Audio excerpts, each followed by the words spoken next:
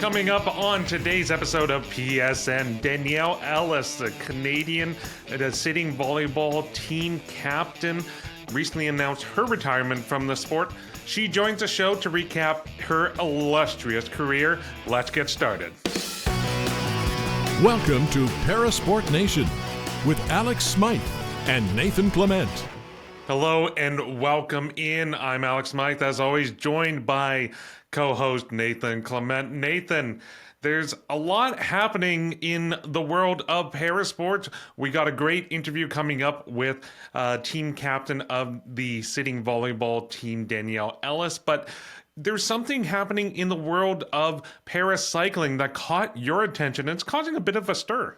Yes, so in the recent weeks, the UCI, our governing body, has announced on track cycling side, they've removing the individual pursuit event in favor of an elimination race. So what the individual pursuit is where two athletes go head to head on the track, and it's for varying distances. So in some categories it's 3 kilometers, in some categories it is 4 kilometers. And the whole ideal target of the race is you do a preliminary round where you go head to head, but you're also trying to get the best time that can set you up to be in the top 4 so you can be in the gold medal match or the bronze medal match. And that now has been removed from the World Championships, and there's a bit of concern of what that could mean going into LA in 2028. For a lot of the athletes, this is their priority event. This is the thing they've been training all year for, all quadrennial for, and now that it's been removed has left a lot of athletes in shock and kind of disappointment in the UCI.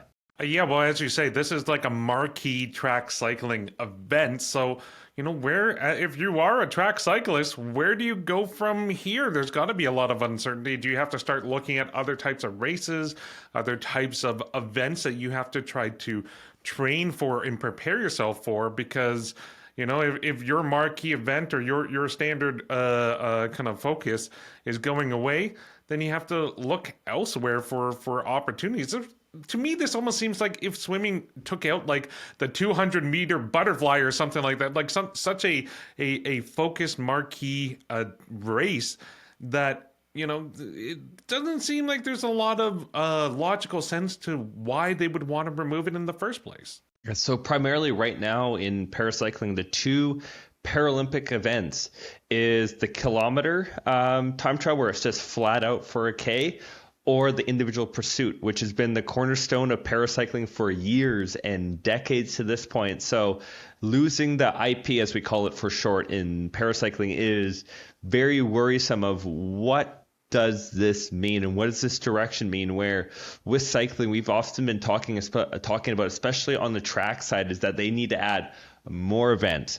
They need to add more qualification opportunities for different athletes, as a lot of athletes have different skill sets and different variabilities, and they've kind of been pigeonholed and stuck into the kilo or the IP. And now that you're taking away the IP, it really raises the questions of why are they doing this? What's the full reason behind it, as the UCI has not fully kind of brought it to the surface yet.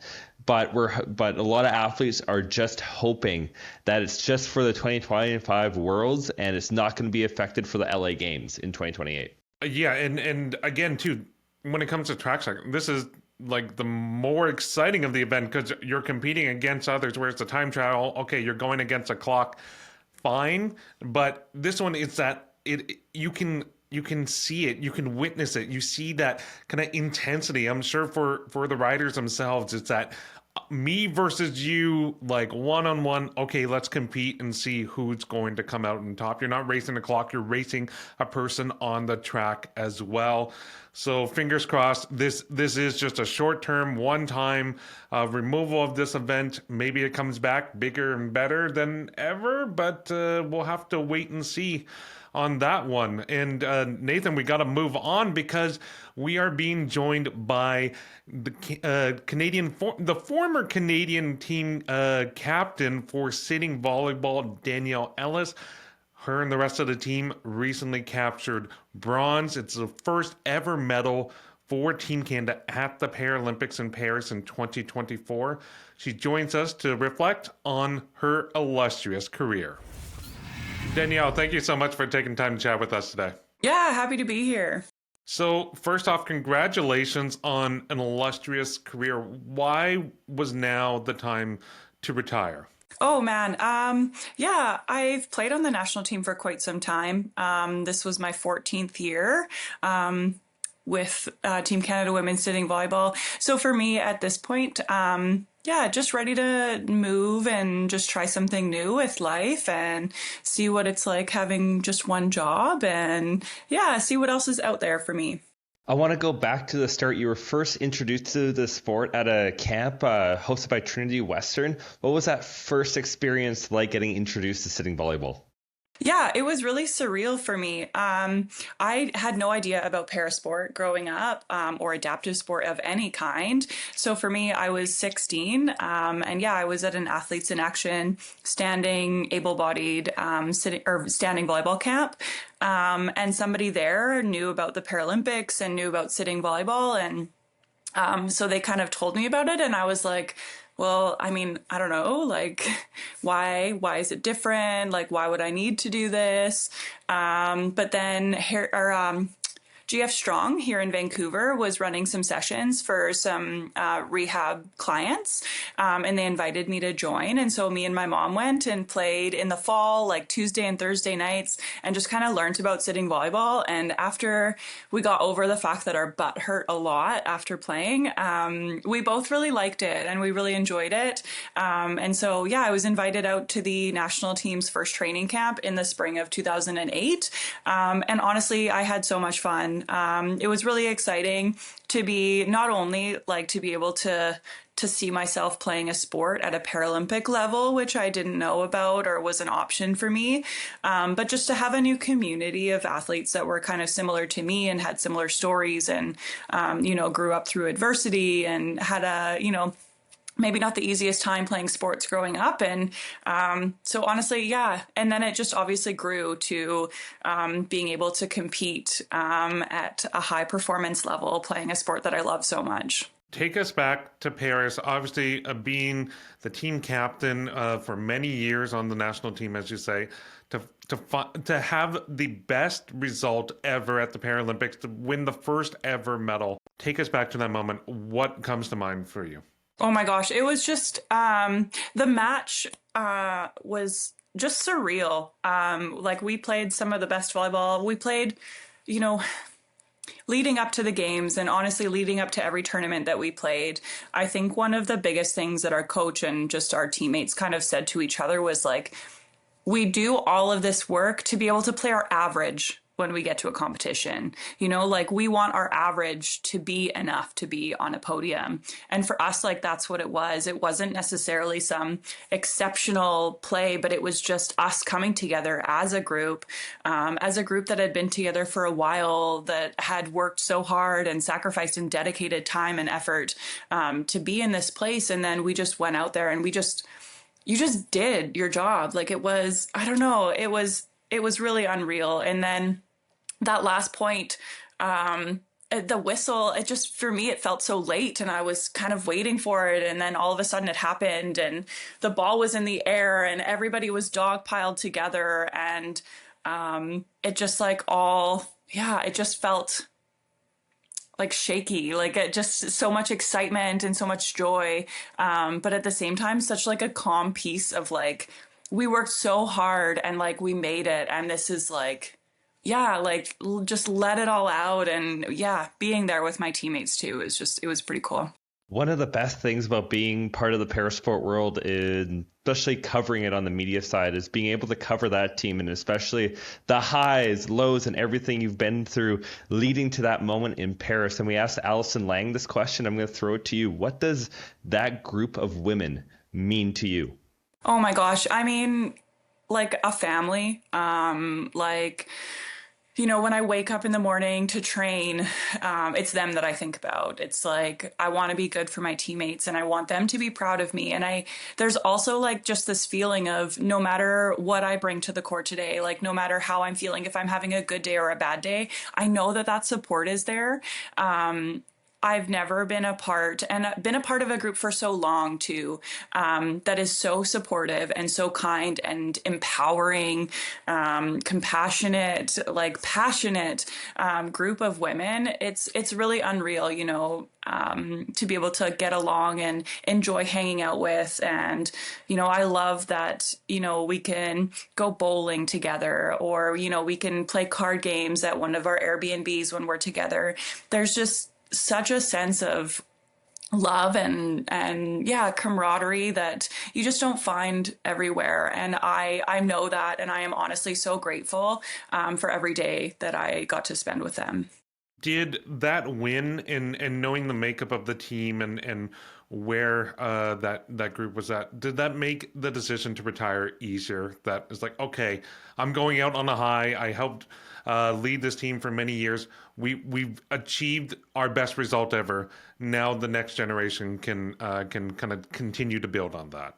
Yeah, maybe. I don't know that I thought about it all that much, I guess, but honestly, just like knowing that all the group of us, what we did for Canadian sitting volleyball is so important. And so for me, I think it's more of, now I want to create the space for myself to be able to share the sport with more people. Me retiring may mean that I'm not on the court, at World Championships and at the Paralympics. But what it does mean is that I can be on the court in elementary schools, in secondary schools, with club teams, and just show them what sitting volleyball is, show them what adaptive sport is, so kids that are younger can have the experience that I feel like I missed out on.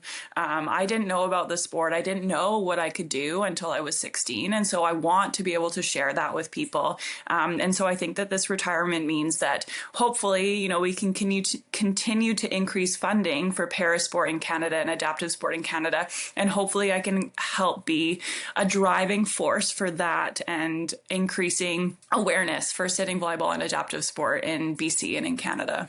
You've always been an incredible advocate, whether it's speaking at schools, being a part of events like the Paratough Cup, but even getting out recently and doing stuff with the Invictus Games as well. And throughout your career and everything that you've done, is there anything that you take the most pride in for an athlete, an advocate, in any aspect? I mean, honestly, yeah, I love sport and I love competing. But for me, I think the last several years, a lot of it has been just to reach people, and to share with them how much, like, I've grown to learn what there is for athletes with disabilities or athletes with different abilities. I think that's what has really driven my passion in the last few years, is just being able to get out there and show kids and show young adults, older adults that go through trauma or sickness, that, sport doesn't end with a missing limb or whatever the case may be. And so it's every piece of it, every event that I go to. I've honestly always said, and, people will say, like, I will never be a coach. I don't have necessarily the patience and the, to teach people. But for me, like, getting out there and showing kids what they can be and what they can do. And I had one kid ask me this week, do you have to start when you're young to be able to play? And what if you're not good when you're little? And for me, it's like being able to reach those kids and say, that's okay. You don't have to be good at 12. You don't have to be good at 16. I don't think I got good at sitting volleyball until my late 20s. So like it's all out there. And so for me, it's just if you can reach one kid, if you can reach two kids, adults that are going through something that is so hard, and just give them back the belief that they can do whatever they want. I think that's any part of my career. I think that's really where I get the most. Well, and it seems too that the sport of sitting volleyball is really kind of growing in terms of not only that grassroots side. I know coming up in a few weeks, Durham College in Ontario, they're set to host the inaugural Sitting Volleyball Invitational. So you're starting to see across the country the sport gain more popularity, more awareness to that, and that can really help then push forward to that next generation of athletes, as you say, and get that awareness that, hey, there's more opportunity, because that's something that we hear a lot of, especially talking to athletes like yourself who've been in sports for so long, that the opportunities, not that they weren't there, but they just, people didn't know about them. So like raising that awareness makes it much more accessible for people to join. Exactly. And, even, not necessarily people with a specific disability, but I've even had people come out to our training facilities here in BC, and maybe they've got a bum knee, or, it's, they can't jump anymore, but they, they're not an amputee, or they're, they don't have, some significant disability, but it's still a sport that you can join and play, and still find that passion for. And so that's, if we can get that across the country, you don't need to be disabled to play, but let's create a space so that if you are disabled, you have somewhere to go. Danielle, you've had an illustrious career, and you've been an incredible player, being able to go to 3 different Paralympic games. Now, throughout your career, you've been able to play with some of the best players, but also against. Would you have an all-time starting lineup of women's sitting volleyball players that would join you on the court? Oh my gosh, I've never been asked that, and I've never even thought of that. That is a great question. I don't know if I could pick like 6 people to play on the court. I mean, there are such amazing people across the world, and I think we have been really lucky in Canada to be able to compete in our own zone with the USA and Brazil. I do believe that we are definitely 3 of the 4 strongest countries in the world in sitting volleyball, and you could probably take 6 athletes from any of those teams, and they would be the top. But to pick an actual 6, I don't know. That's too difficult. I'm curious for yourself, having been involved in competing within the game for so long, is there a rule or something that you would like to see changed about the sport? That's something that's kind of always bugged you about sitting volleyball? That's really fair. And you know what? I actually do believe that World Paravolley has been working really hard in the last quad, and hopefully moving towards LA as well, with creating rules that are the best for the athletes and best for the sport. The biggest call in sitting volleyball is the lift call. So like when you lift your butt off the ground when you contact the ball.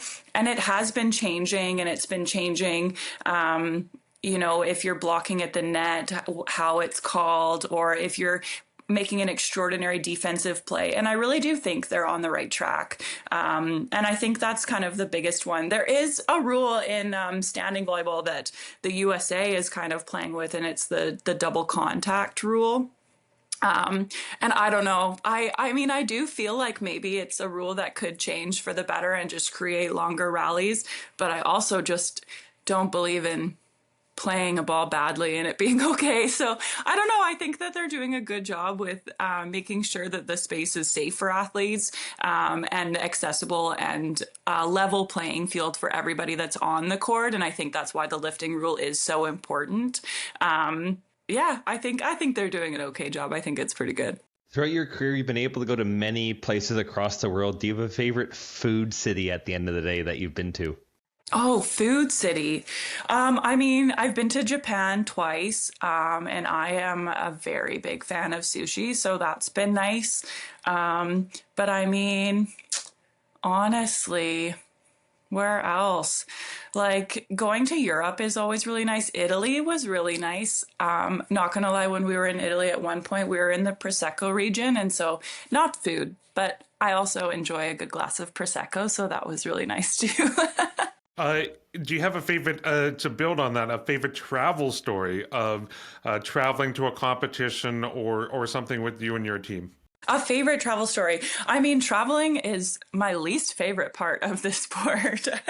There's so much time I've spent on planes and on trains and in hotels, but honestly, we've had some good experiences and we've had some bad experiences. And honestly, you remember the bad ones because you remember coming together as a team, and fighting through the adversity that is a 48-hour travel to a country. But I honestly, at the same same time have loved it. I've been to the Netherlands a few times and it's just so beautiful. And again, Italy was so nice. And it takes a while to get to some of these places. Brazil is honestly takes the longest, but it's beautiful and you get to see different cultures and you meet different people and it's been really cool. Now that you've stepped away from the sport and retired from sitting volleyball, what's next for you? What's next for me? I went right back to school after Paris. I actually started in school in May. So I was writing some exams while we were in the Paralympics, unfortunately. But I'm doing a pharmacy technician program. So becoming a pharmacy technician, hopefully by the summer. And it's really exciting. Honestly, I just finished my first practicum and I really liked it. And it's been really neat and a change of pace to just do one thing and not, be spreading myself so thin. And so I feel like I've really had a chance to just sit in this new job and this new career that I'm delving into. And yeah, I'm really excited to get started and try something out. Danielle, that's fantastic. Thank you so much for chatting with us today, and best of luck as you continue to explore new career pathways. Thank you so much. Nathan, there's many things to really pick up on after that conversation with Danielle Ellis, the now former team captain for Team Canada. She was very blunt in saying that she never wants to get into coaching, but I don't know if I'm fully convinced on that, because from the sounds of how much she enjoys still connecting with the community, sharing the love of the game with others, I'm not going to rule out coaching just yet in her future.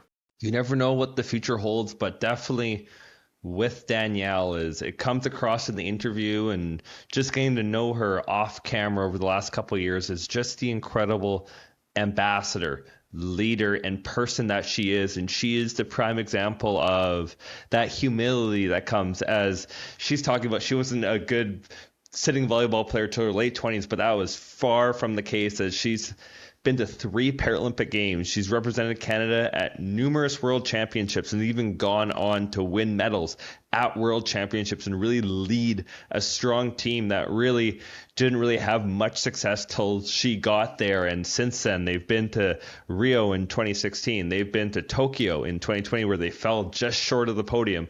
And now in Paris, most recently in the summer, they got over that final hurdle, beat their arch rivals, Brazil. And she is just the absolute epitome of top class of when it comes to Canadian sport as a whole. And what she's talking about doing, helping that grassroots, is so important.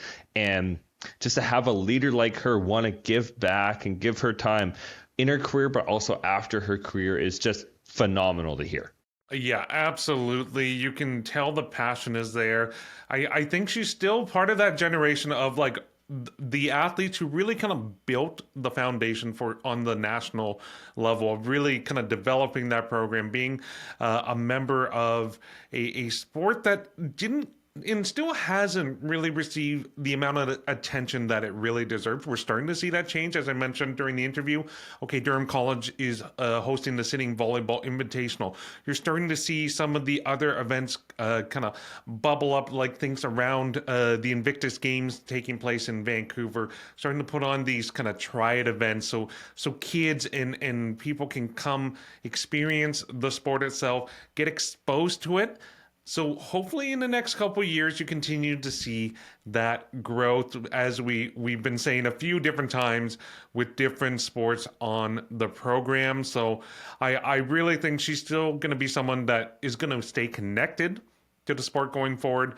Maybe her role just might change. Maybe not coach, maybe ambassador. I think ambassador would be a pretty good title for her. Yeah, there's so much she can do. And even going back to like what she's done, and she's been such a core foundational person to the movement, and really what she did and her team did during the Paralympic Games when OBS, the Olympic Broadcasting Service, wasn't going to show a lot of their matches in a round robin play at the Paris Games. Her and her teammates really stood out saying how unacceptable it it was and is, and really brought that media attention and really brought broadcasting opportunities. So it's just incredible that she's always going to be involved in this sport in a way, and it's just going to be really amazing to see the impact of people like her and what that's going to have in sitting volleyball, but also parasport as a whole, because we talk about sports that are going to blow up, and recent things have come out. Sitting volleyball is one of the fastest growing sports at the moment, and it's just going to continue to grow, and it's going to continue to expand because of people like her. Yeah, and you know what? We'll be sure to continue to cover the latest results and information and news in the world of sitting volleyball in a little segment we like to call the PSN Update. Nathan, take it away. Now, the PSN Update. The torrid form carried on for Canada's Para-Nordic team as the squad traveled to Italy for the FIS Para Cross Country World Championships. Marco Renz and Natalie Wilkie shined as Wilkie picked up a silver in the 10-kilometer individual classic, and Renz won bronze. In wheelchair basketball action, the land of the rising sun welcomes the world for the Osaka Cup in Japan. Featuring Canada's next-gen team, the tournament stars Paralympian Pusan Lei as her crew plays Thailand, Japan, and Australia in the round robin. Heading to Dubai, the World Paralympic's first Grand Prix of 2025 got underway with Paralympic silver medalist Jessie Zezu winning gold. For full results, come back next week when they are fully public. And that's the PSN Update. Nathan, I want to pick your brain a bit about the Para-Athletics Grand Prix, because I was taking a look with our producer, Jeff Ryman, on the schedule of the different locations that are going to be hosting the Grand Prix in 2025. Obviously, you're starting with Dubai, a very warm destination. Then you go to New Delhi, India, very warm destination. You go to Colombia, Mexico in like the late spring, early summer. You got Tunisia on the list as well. You got Paris in the summertime. A lot of really hot, kind of demanding destinations to really put the athletes to the test. When it comes to a competition schedule like that, like, is there more preparation you have to do to just prepare for the climate, the conditions you're going to be battling? Because not only is it going to be hot in some of these places, it's going to be extremely humid, and that can really have a major impact on the body. It is incredible the amount of preparation that is actually needed for a competition. I've had the privilege and honor of competing in Australia, in Alabama, and even what was forecasted for Paris in 2024, where I've had to do extensive heat training 2, 3, 4 weeks in advance, where you're getting in heat tents at the projected temperatures of that time, and you're just expected to sweat and suffer as you're trying to adjust your heart rate, adjust your body to what those temperatures are going to be like. And that's across all sports. And that's one of the unique science aspects of heat acclimatization, especially with varying disabilities. As for me, it was remarkable to find out how much water weight I lose in a 30-minute span at 38 degrees.